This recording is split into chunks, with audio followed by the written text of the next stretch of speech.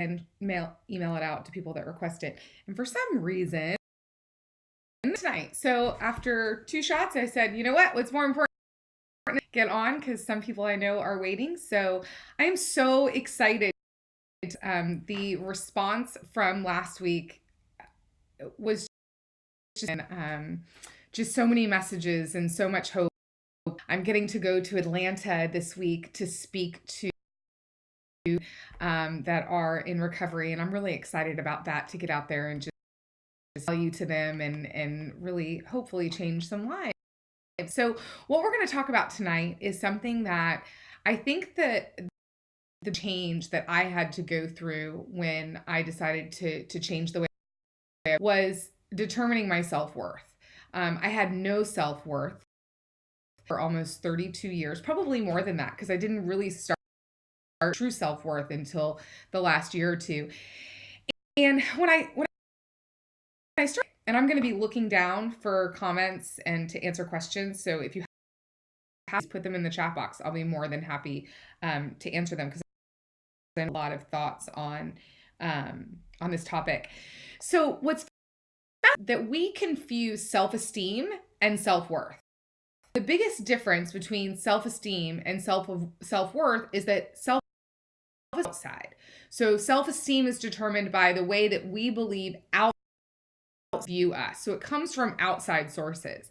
Self-worth comes from inside, how you view yourself. So there's definitely a difference between self-esteem and self-worth. And so I just want to kind of draw the line that when we talk about self-worth, we're not talking about self-esteem and breed confidence, yet we're going to talk about how we feel on the inside ourselves, because how we feel on the inside, and as that changes, will change the outside. So our self-esteem will automatically go up as our self-worth increases. It doesn't, your self-esteem can increase, but your self-worth will not necessarily. Self-esteem, again, is controlled by things that are on the outside. Worth is controlled by things that are on the inside, so our own understanding of ourselves. So basically, what I had to do is I had to, in a way, be born again. And I know that we say that in a lot of different religions, yet I had to go back to that childlike self, because as a child, we see ourselves as we don't know any different. We don't have the programming yet. We don't have the outside influences that we're not worthy, or that we're not worth this.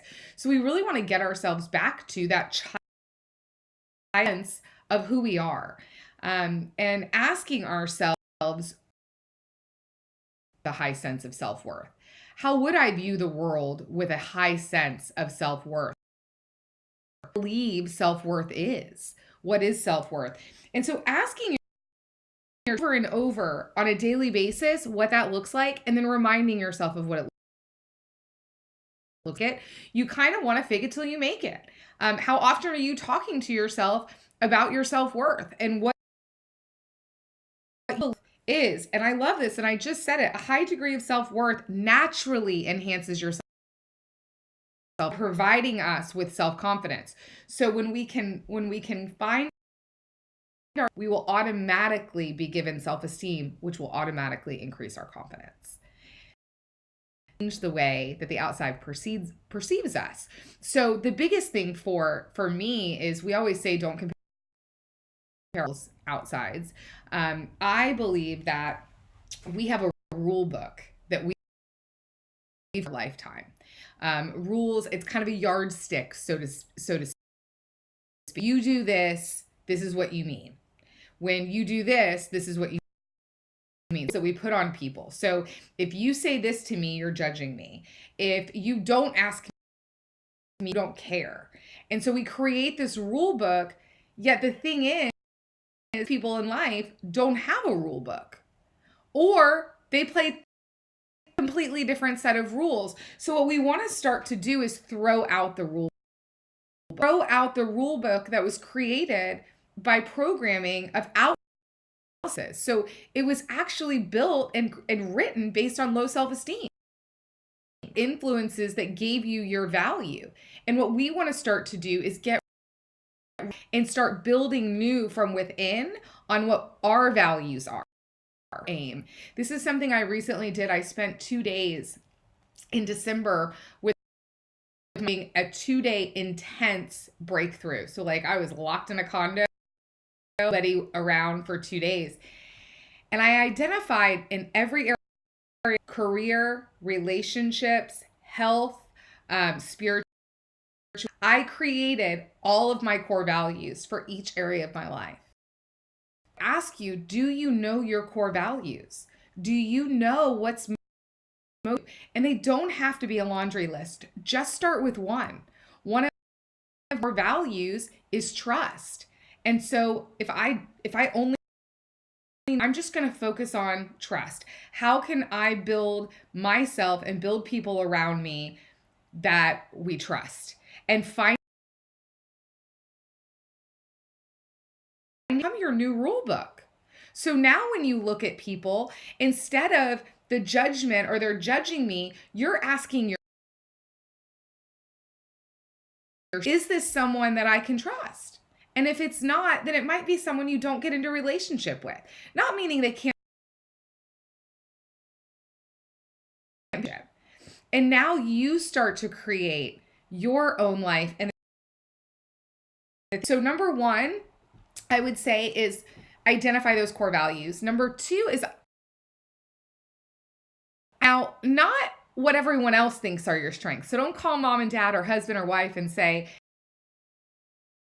these are what you believe your strengths are. Because if you your opinion of your strengths off of them, what happens if they change their mind?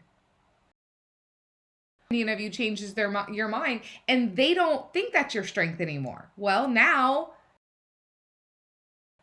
so it's what are your strengths? Like, I know what my strengths are. I know that I'm outgoing. I know that I work really hard and I have a great work ethic. I know that I will go to the end. I know what my strengths are. And so if you know what your strengths are, then do strengths. For instance, if you love to cook, throw more dinner parties. If you love to knit,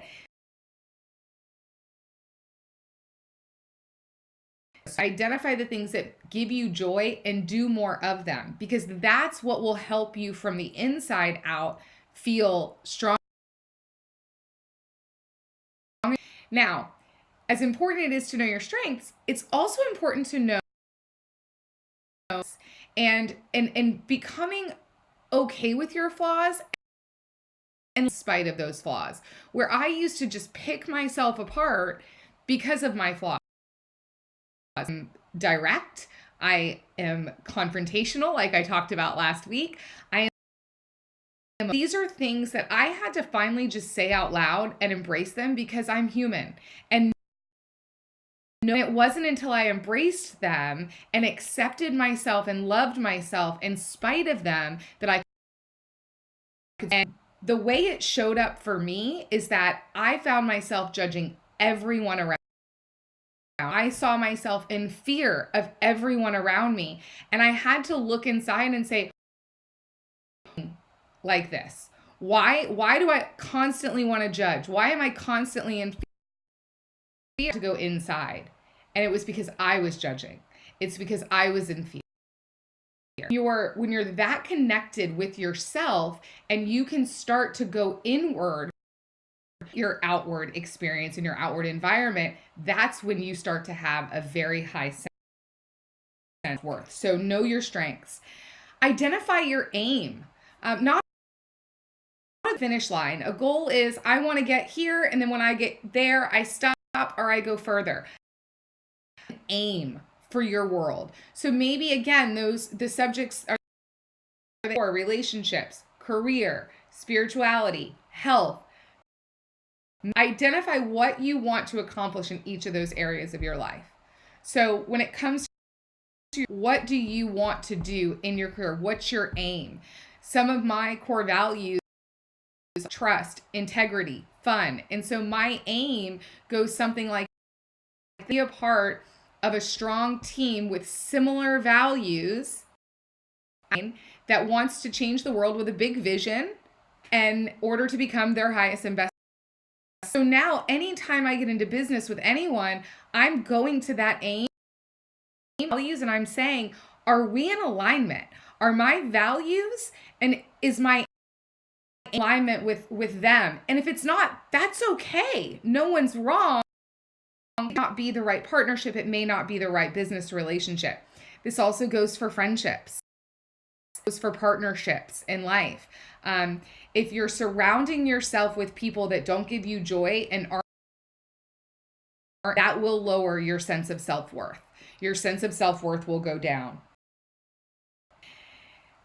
I always say self-care. Self-care is this way to a higher self-worth. Having at least one thing a week that you that is completely separated from work, children, husband, family, that you are, and it's completely for you. I had a friend today that I had told her that to take the challenge of no work on Saturday and Sunday, nothing, turn off, do any of it.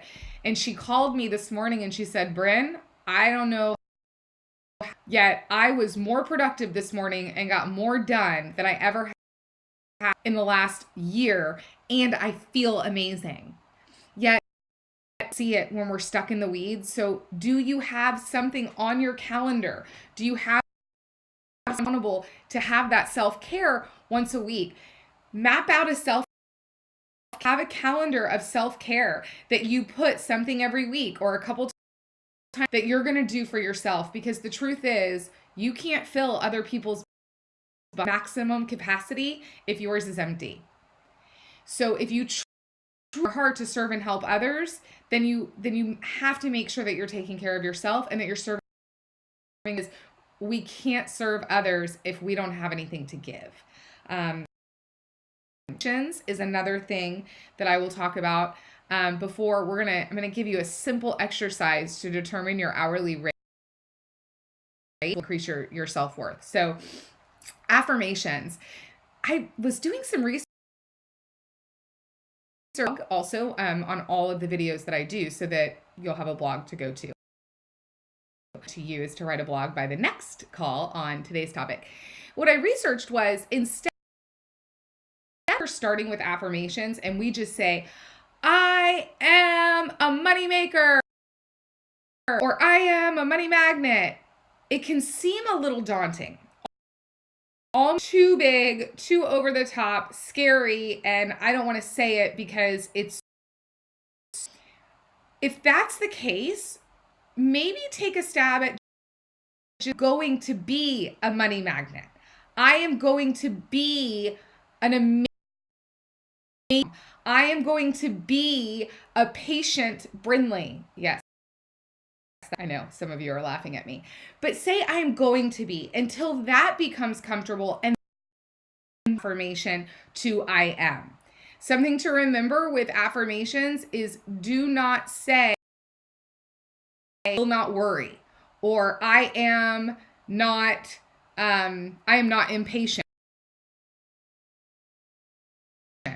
So what your subconscious, is what your affirmations are, change your subconscious mind. And so with your subconscious mind, we want to make sure that it doesn't impatient, because it doesn't process the not. We don't want it to hear it didn't hear that I will not worry. So just make sure with your affirmations that they're positive. I'm going until you're comfortable, and then move into I am. With self-worth is the way that you talk to yourself.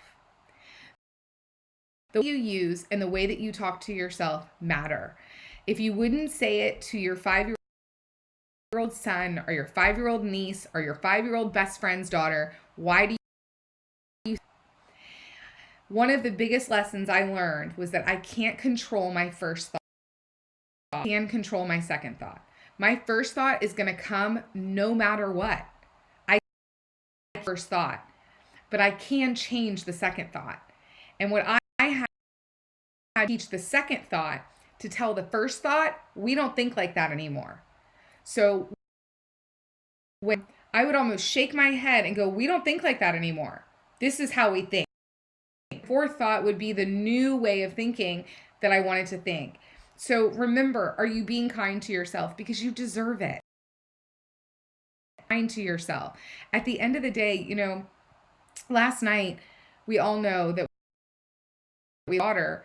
And the first thing that came to my mind was, know the success that you have in life, no matter how much money you have in life, you guaranteed time. And I've been studying Warren Buffett, and they talk a lot about time. And the one thing that they say is that the one thing all of us have in common, that we have in common with Warren Buffett, that we have in common with the most famous person in the world, everyone, is that we have the same 24 hours in a day. Question is, how are you using those 24 hours to maximize your time you have on earth and for loving yourself? So who will? And you're not guaranteed the next day, the next hour, or the next minute. So are you doing self-esteem, meaning that you're trying to please everyone on the outside and your side validation, or are you doing things that are increasing on the inside? And that was the biggest change for me. And guys, it just came recently. Everything revolved around my self-esteem, and I would compare myself, think, oh my goodness, well, they're going to think this and they're going to think that, and I need to be this way, and I need to have my hair this way, and I need to do my life this. No, like that didn't do anything for me except make me. When I started taking care of, okay, who do I want to be? And am I in alignment with that in my life? Started to change. So one of the exercises I did, and this is what I want to leave you guys with tonight. Mathematical equation, so it may not be an exact number, but it will be close enough. Write down how much you make a month. And I don't mean gross. I mean, how much money do you bring home and put in the bank that you actually get to spend? And I want you to write that down. Then you're going to ask yourself, how a week do I work? Now, this isn't how many hours you'd like to work. This is how many hours. If it's 40, 60, 50, 70, 80, whatever that is.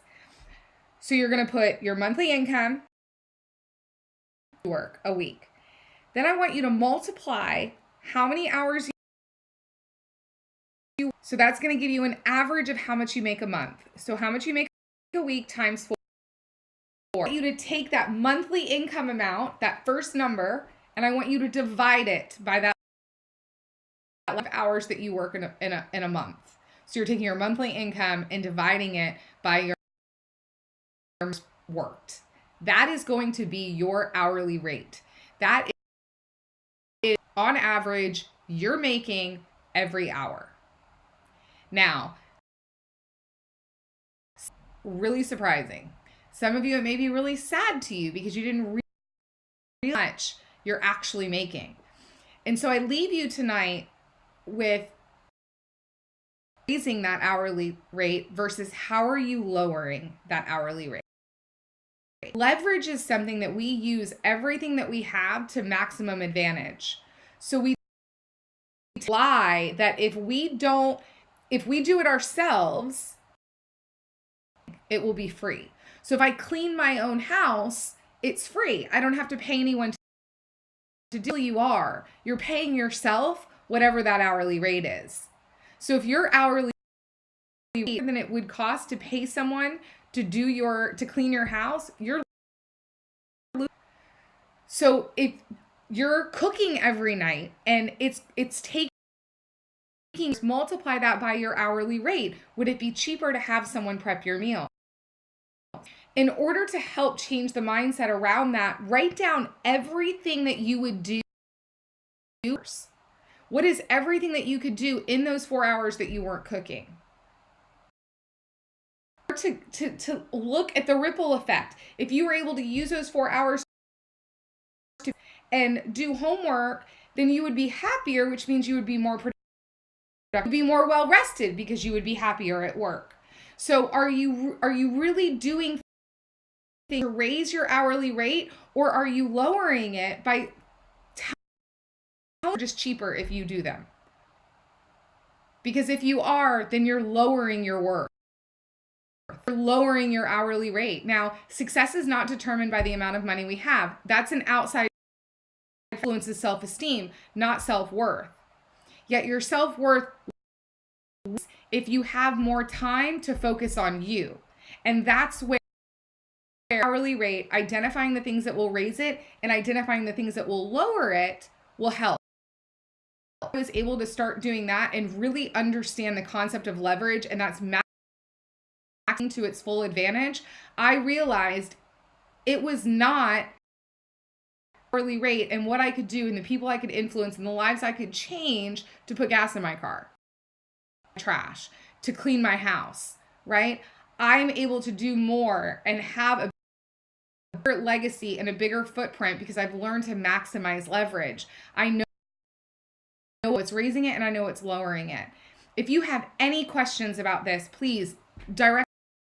If you have any questions, if you want to talk through it, I am here to help. This is to you guys. All I ask in return is that you share this video so that people hopefully can hear something that will help them. So I challenge you this week, go out and do one part to increase your self-worth, whether it's identifying your hourly rate and taking things away, raising things and putting things in that raise it. Do your affirmations, your calendar, anything that is going to raise your self-worth, not your self-esteem. You can raise your self-esteem and have confidence. You guys are awesome. Love you. Thank you so much.